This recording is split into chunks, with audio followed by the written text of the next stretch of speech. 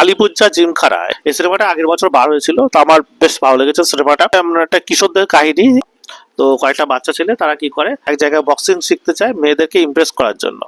তো বক্সিং শিখতে গিয়ে আস্তে আস্তে সে বুঝতে পারে যে এইটা স্পোর্টসটা কি জিনিস, স্পোর্টসে কিরকম প্যাশন থাকতে হয়, তার জন্য কি কি করতে হয়।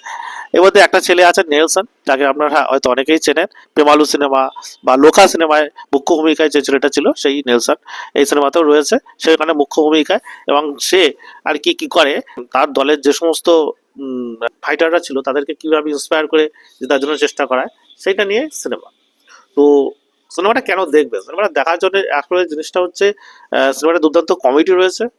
এবং যারা আর কি ইয়ং এজের টিনেজার রয়েছে তাদের মধ্যে যে কমেডি, প্রেম, মানে তো প্যাশন, এই সমস্ত জিনিসগুলো সিনেমাটায় প্রচুর পরিমাণে রয়েছে।